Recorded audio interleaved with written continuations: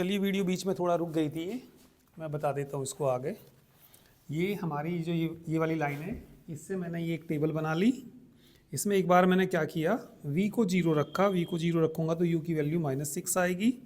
एक बार मैंने u को 0 रखा, ठीक है, किसको 0 रखा, u को 0 रखूँगा तो v की वैल्यू 6 आएगी, ठीक है।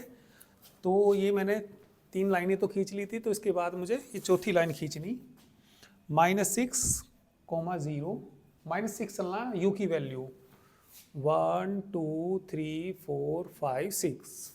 तो ये जो पॉइंट आ गया, कितना आ गया ये, इस पे नहीं है ये, कभी सोचो, ये मतलब उसका पॉइंट है ये। और एक बार एक क्या लेना, 0 6, भाई 4 तो यहाँ तक है, तो वो पॉइंट कितना आ जाएगा, 0,6 आ जाएगा। इनको मिला के एक लाइन खींचनी, तो पूरी लाइन नहीं खींची मैंने, जितनी जरूरत थी बस यहाँ से मिला के मैंने ये खींच दी। तो ये चारों से घिर के ये कॉमन रीजन आ गया, तो ये कॉमन रीजन आ गया। तो ये कौन सा कॉमन रीजन आ गया, डी डैश आ गया। कौन से प्लेन पर आ गया ये, डब्ल्यू प्लेन पे। तो दी हुई ट्रांसफॉर्मेशन से हमने जो डी रीजन दे रखा था उसको ट्रांसफॉर्म कर दिया किसमें, डी डैश में। तो ये इसका सोल्यूशन आ गया, ठीक है। चलिए इसके बाद हम पढ़ेंगे लीनियर ट्रांसफॉर्मेशन, ठीक है, इसको नोट कर लीजिए। और इसके बाद लीनियर ट्रांसफॉर्मेशन देखिए, चलिए हेडिंग लिख लीजिए, लीनियर ट्रांसफॉर्मेशन। चलिए समझ लीजिए एक बार, लीनियर ट्रांसफॉर्मेशन क्या होती है। एक ट्रांसफॉर्मेशन जो इस टाइप की हो, W बराबर अल्फा जेड प्लस बीटा, जो ट्रांसफॉर्मेशन इस टाइप की हो तो वो क्या कहलाती है, लीनियर ट्रांसफॉर्मेशन कहलाती है। Where alpha and beta are complex constant.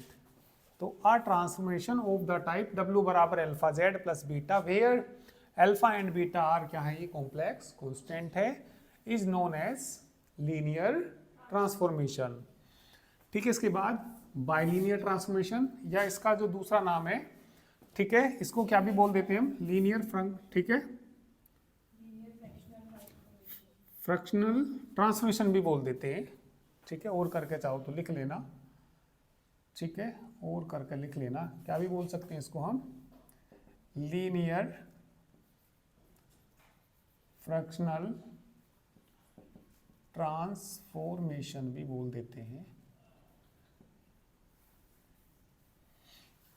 The transformation T defined by W बराबर कितना, T Z is equal to कितना, A Z plus B upon C Z plus D, where A B C D क्या है, ये complex constant है, and A D minus B C ये किसके बराबर नहीं है, 0 के बराबर नहीं है।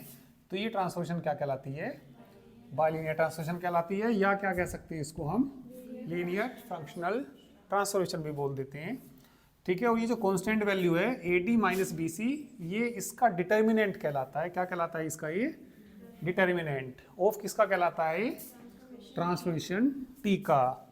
और यदि इस डिटर्मिनेंट की वैल्यू क्या आ जाए, 1 आ जाए, तो ये ट्रांसफॉर्मेशन क्या कहलाती है, नॉर्मलाइज्ड कहलाती है। तो the transformation T is said to be normalised कब कहलाएगी, यदि a D minus B c की वैल्यू क्या हो जाए, 1 हो जाए। चलिए इसके बाद एग्जाम्पल देखिए,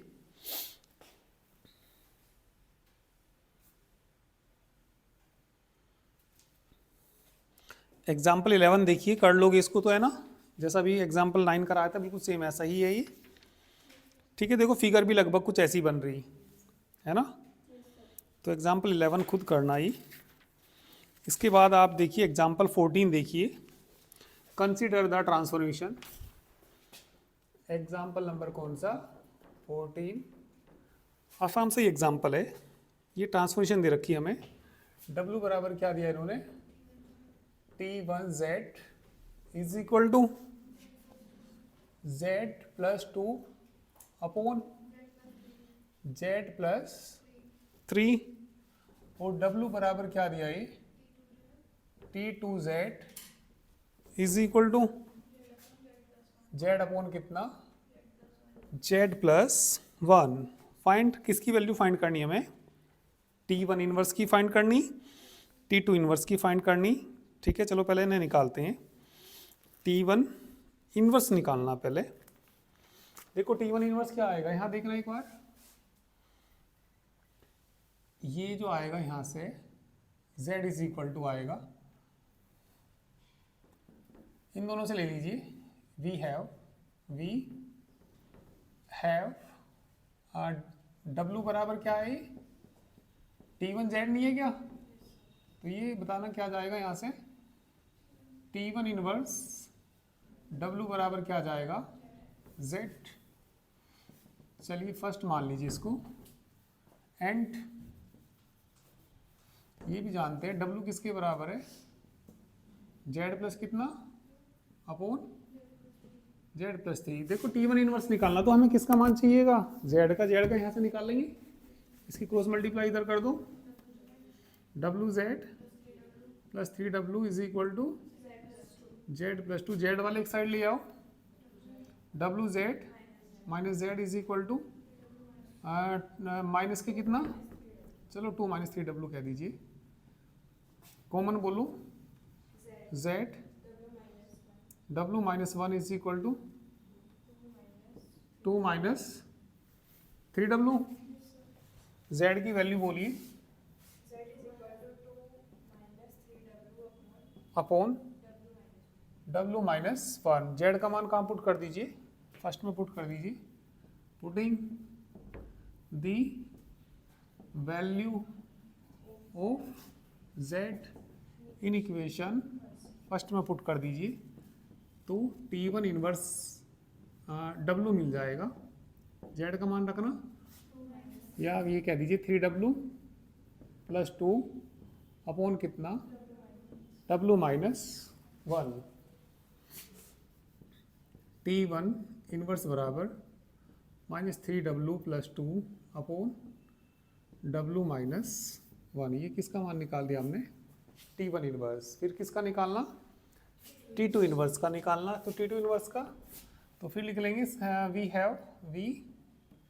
हैव बताओ क्या लिखेंगे, W बराबर कितना T2 Z, इसे इधर ले आओ, T2 इनवर्स W बराबर कितना, इक्वेशन क्या मान लीजिए सेकंड, एंड बताइए क्या जानते हैं, यहाँ से इन दोनों को बराबर रखो, बराबर तो है ये, कितना W बराबर Z अपॉन Z प्लस 1, इसकी मल्टीप्लाई इधर करो, WZ प्लस बराबर Z वाले एक साइड लाओ, WZ माइनस Z बराबर कितना, कॉमन बोलिए Z, कॉमन कितना, तो Z का मान कितना आ गया minus W upon, putting the value of Z in equation second, T2 inverse आ गया। ठीक है, चलिए करिए।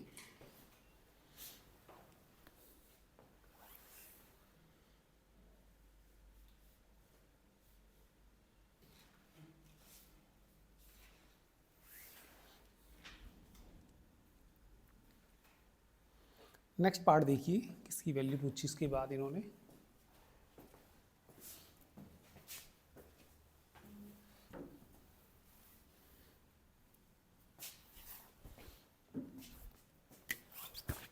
कौन सा पार्ट है अभी, थर्ड पार्ट में वैल्यू पूछी इन्होंने, T2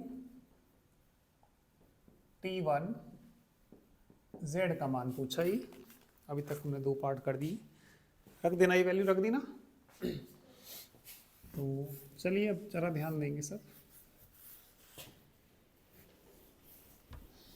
ये वैल्यू देखिए कैसे निकालेंगे। तो T2 तो है ही यहाँ पे, T1 Z की वैल्यू बताना, Z plus 2 upon Z plus 3, कोई दिक्कत नहीं ना। अब जरा ध्यान देना, रुक जाना, एक बार नोट बाद में करना। एक बात बताइए, T2 Z किसके बराबर है, Z अपॉन Z प्लस 1।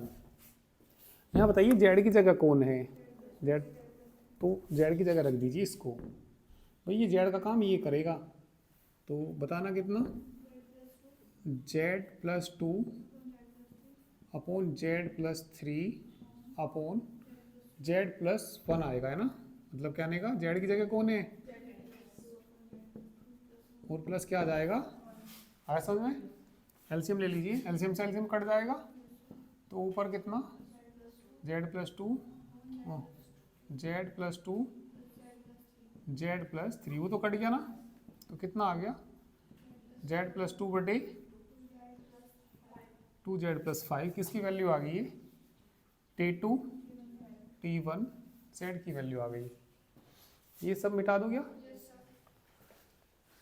चलिए इसके बाद किसकी वैल्यू पूछी देखना फोर्थ पार्ट में, T1 T2 जेड।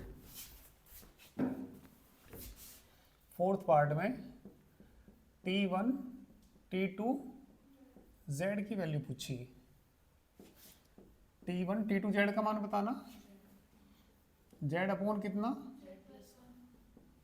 अब बाय डेफिनेशन ऑफ T1 लगाना है ना, तो जेड की जगह ये जेड का काम करेगा, ठीक है। मैं किससे कर रहा बाय डेफिनेशन ऑफ क्या कहिए T1 लगाइए इसमें, तो बताइए कितना, जेड की जगह रखो इसको जेड बटे Z plus one plus two, Z की जगह रखो इसे Z upon Z plus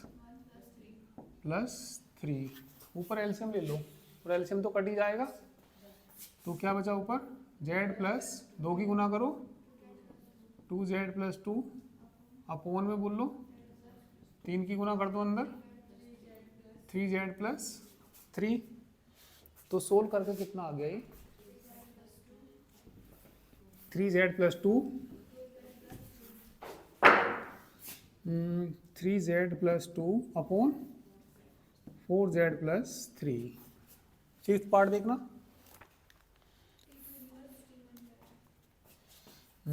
fifth part T two inverse T2 नहीं T1 जेड, यही तो है ना। तो बताइए यहाँ पे T2 इनवर्स T1 जेड का मान रखना,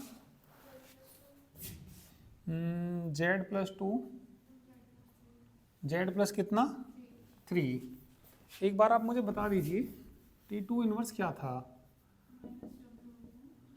माइनस कितना W upon W plus one था ना। T2 W की वैल्यू थी नहीं,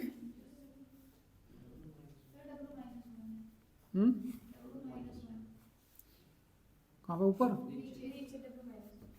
W माइनस वन था नीचे, इसी की तो वैल्यू थी ना ये।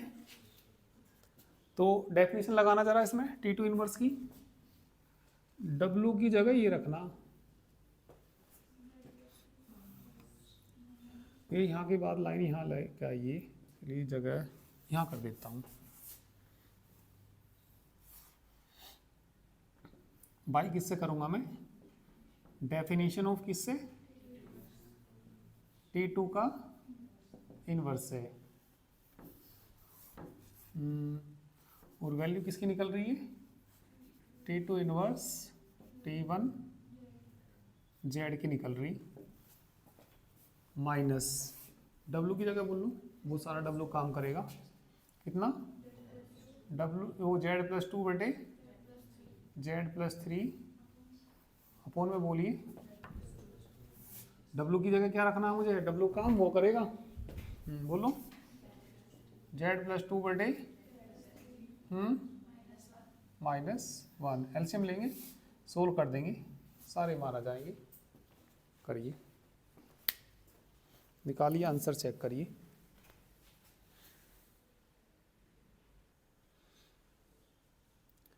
चलिए आज इतना ही कर लीजिए इसमें, ठीक है।